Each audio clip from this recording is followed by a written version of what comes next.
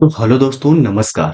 यदि आप matric inter pass कर चुके हैं और आप अपने बालक बालिका मुख्यमंत्री बालक बालिका प्रोत्साहन योजना के लिए ऑनलाइन किए हैं, तो दोस्तों आपका सब कुछ सही होने के बाद में भी क्या करता, आपको खाते में पैसे नहीं आ रहे, या फिर आपने ऑनलाइन किया है और आपके खाते में मैसेज आ रहा है कि आपका खाता क्या होना चाहिए, डीबीटी से लिंक करवा लें। तो ऐसे केस में दोस्तों आपको क्या करना होगा, या फिर आप एक प्रधानमंत्री योजना का पैसा आपके खाते में आता है, या फिर वृद्धा पेंशन आता है आपके खाते में, या फिर आप किसी न किसी सरकारी योजना का लाभ आप ले रहे हैं और आपका खाता पैसे में मंगवा रहे हैं, या फिर आपके खाते में मनरेगा का पैसा आता है। नहीं आने का एक कारण होता है डीबीटी से लिंक। डीबीटी से लिंक। तो दोस्तों इस वीडियो में मैं आपको बताऊंगा कि यदि आपके खाता डीबीटी से लिंक नहीं है तो आपको डीबीटी से लिंक कैसे करा सकते हैं। तो दोस्तों आप इस वीडियो में पूरा बने रहें, आपको पूरी जानकारी दी जाएगी स्टेप बाय स्टेप। दोस्तों यदि हमारा वीडियो आपको अच्छा लगता है तो दोस्तों इस वीडियो को लाइक करके चैनल को सब्सक्राइब कर लें, ताकि आने वाली अगली अपडेट आपको तुरंत मिल सके। बात करेंगे कि आखिर डीबीटी होता क्या है, इसे कराने से हमें क्या फायदा मिलेगा, हमें क्यों कराना चाहिए डीबीटी आज खाते से लिंक, हम कैसे चेक करें कि हमारा खाता डीबीटी से लिंक किया हुआ है या नहीं, या फिर हमें डीबीटी लिंक कराने के लिए कौन कौन सी डॉक्यूमेंट की आवश्यकता पड़ेगी, या फिर नहीं किया हुआ है दोस्तों तो हम लोग को कैसे डीबीटी से लिंक करा सकते हैं। इन सब चीजों के लिए दोस्तों आपको इस वीडियो में पूरी जानकारी दी जाएगी। तो दोस्तों सबसे पहले हम बात करते हैं कि आखिर डीबीटी होता क्या है। डीबीटी का मतलब होता है दोस्तों direct benefit transfer. Direct benefit transfer इसके तहत क्या किया जाता है दोस्तों कि सरकार क्या करती है कि जब भी कोई भी व्यक्ति का पैसा, है ना, सरकारी लाभ जो दिया जाता है दोस्तों, किसी भी व्यक्ति का सरकारी जब भी लाभ दिया जाता है, बेनिफिट दिया जाता है, पैसा दिया जाता है दोस्तों, तो ऐसे केस में क्या होती है, सरकार अब किसी का खाते नहीं ले रहे हैं, खाता नहीं ले रहा है दोस्तों, डायरेक्ट क्या कर रहा है, आधार कार्ड से पैसा दे रही है। तो आधार कार्ड से पैसा, जैसे कि मान लेते हैं कि मुख्यमंत्री बालक बालिका प्रोत्साहन योजना का आपने ऑनलाइन किया है, या फिर क्या मान लेते हैं कि दोस्तों आपने 10 क्लास पास कर चुके हैं और अब मुख्यमंत्री बालक बालिका प्रोत्साहन योजना के लिए ऑनलाइन किए हैं, तो दोस्तों आपका खाता नहीं लिया जाता। आपको क्या लिया जाता है, खाता नहीं लिया जाता। या फिर मुख्यमंत्री 10+2 बालिका प्रोत्साहन योजना के लिए ऑनलाइन किए हैं, तो इसमें भी आपका खाता नहीं लिया जाता है।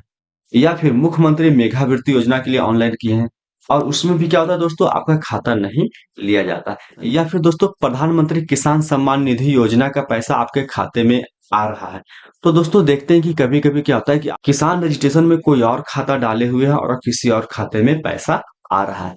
या फिर आप वृद्धा पेंशनधारी है, उसमें भी क्या होता है दोस्तों कि आप खाता डाले हुए हैं कोई और पैसा किसी और में आ रहा है। आता है दोस्तों ये पैसा जो आता है डीबीटी के माध्यम से आता है। दोस्तों देखिए बता दिया जाता है यहाँ पे सरकार क्या करे, पहले नोटिस दिया जा रहा है कि वे सभी छात्रों को सूचित किया जाता है कि जिनका भी आधार बैंक खाते से सीड यानी कि डीबीटी के लिए नहीं है, वे तुरंत बैंक से संपर्क करें, क्योंकि आधार सीडिंग और आधार से खाता लिंक अलग चीज है। साफ साफ बता दिया है दोस्तों कि आधार सीडिंग और आधार से खाता लिंक दोनों अलग अलग चीज। अब दूसरा आता है दोस्तों कि हमें डीबीटी से क्या फायदे होंगे। अगर जो दोस्तों डीबीटी आप अपने खाते से लिंक करवा लेते हैं, डीबीटी से आप अपना खाता लिंक करवा लेते हैं, तो दोस्तों हम लोग देख सकते हैं कि यदि आपका खाता डीबीटी से लिंक रहेगा तो इसमें क्या होता है दोस्तों, यदि आपके कोई भी गवर्नमेंट का पैसा आपको खाते में आना आना आना चाह रहा है या फिर सरकार भेज रहे हैं, जैसे कि मान ले मुख्यमंत्री बालक बालिका प्रोत्साहन योजना हो, 10+2 योजना हो, स्कॉलरशिप हो, किसी भी प्रकार का योजना हो, मान ली एग्रीकल्चर का पैसा हो या वृद्धा पेंशन का पैसा हो, विकलांग का पेंशन हो, विकलांग पेंशन हो, या कोई और भी काम हो जिसमें क्या होता है सरकार डायरेक्ट बेनिफिट ट्रांसफर के द्वारा क्या कर रही, पैसे भेज रही है, तो दोस्तों आपका पैसा कभी अटकेगा नहीं, आपका पैसा तुरंत आपके खाते में आ जाएगा। तीसरा आता है कि हमें अगर जो आपका खाता लिंक नहीं कराएंगे तो इसका हमें क्या नुकसान होगा। तो दोस्तों आपको नुकसान बहुत बड़ी हो सकती है, जैसे कि यदि आपके खाते से डीबीटी से लिंक नहीं होगा तो आपको क्या कर दिया जाएगा, पैसा आपके खाते में नहीं आएगा, आपको रिजेक्ट कर दिया जाएगा। जैसे कि बहुत सारे छात्रों को हम लोग देखे हैं, यदि आपके खाता डीबीटी से लिंक नहीं है तो क्या किया था, वो उसे रिजेक्ट कर दिया था। यानी कि सब कुछ सही होने के, father name, mother name, mobile number, Aadhaar card, सब कुछ आपका सही है और आपका खाता डीबीटी से लिंक नहीं है, तो आपको बहुत बड़ी नुकसान हो सकती है। आप क्या होगा, आपका खाता में पैसा कभी आएगा ही नहीं। अब आता है दोस्तों कि यदि हमारा आधार कार्ड से सीडिंग किया हुआ है या नहीं, हम लोग कैसे पता करेंगे? इन सभी चीजों के बारे में हम आपको बताने जा रहे हैं। तो दोस्तों सिंपल से आपको क्या करना पड़ेगा, आप अपने मोबाइल या लैपटॉप के क्रोम ब्राउज़र में आइएगा, ब्राउज़र में आना पड़ेगा। अपने मोबाइल या लैपटॉप को क्रोम ब्राउज़र में आना पड़ेगा। यहाँ पे आने के बाद दोस्तों हम लोग को यहाँ पे सर्च करना है एनपीसीआई।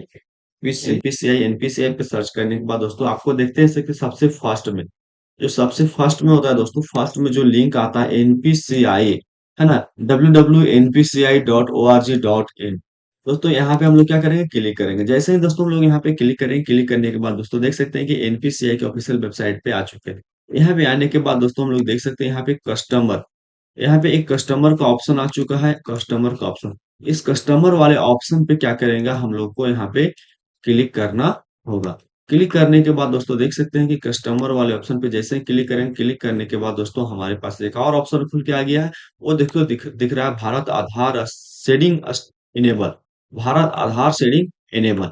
यहाँ पे भी दोस्तों आ गए हैं। यहाँ पे आने के बाद दोस्तों हम लोग इसे क्या करते हैं, सिंपल से भारत आधार शेडिंग इनेबल पे क्लिक करेंगे। क्लिक करने के बाद हम यहाँ पे आ जाते हैं।